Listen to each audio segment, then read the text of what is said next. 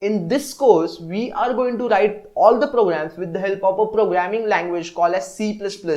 So C++ is a programming language which we are going to use to write our instructions, okay? And then we are going to go ahead and we are going to see how actually we can write the instructions in C++. So this is going to be the entire outcome of our course, okay? We are going to see how we can write the instructions in C++ and how we can convey the thing that we want to convey to the operating system, okay?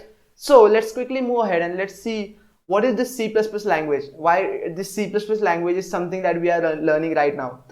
So before doing that, let's first understand who is the creator of C++. So this guy, Bjarne Stroustrup, is the creator of C++ language. So this guy actually created the C++ language.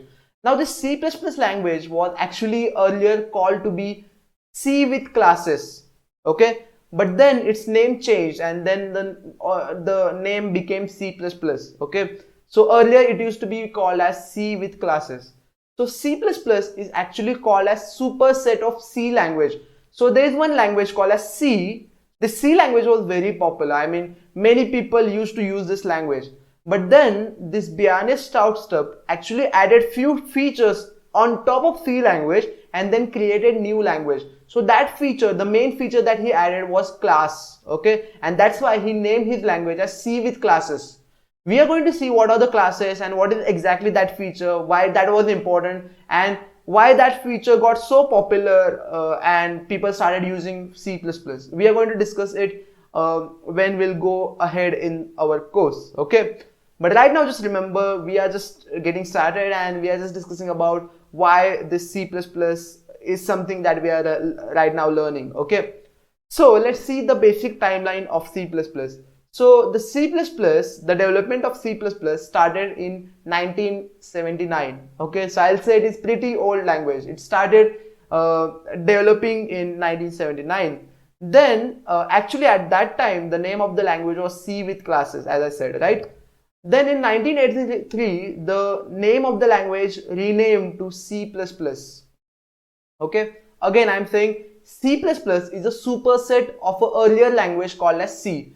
So whatever features are available in C language, all the features are present in C++, and apart from the features which are present in C language, there are few additional features that C++ provides which are not present in C language, okay? That's why it is called as C++. It is kind of, I'll say, the next level of C. That's why it is written as C++, okay? Then in 1985, the first edition of C++ got released. So the first edition of C++ got released in 1985 for the public. And in 2011, see, there are multiple events which happened between 1985 to 2011. But the important event for us in 2011 is C++ 11 standard was released, and this standard of C++, which is C++ 11, is the most popular, okay?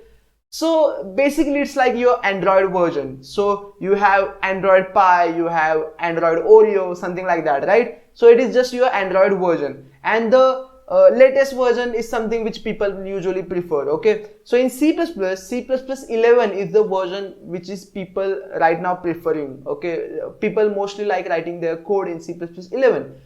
So in our entire course, whatever code we are going to write or whatever code we are going to give to the operating system, that will be completely written in C++ 11, alright?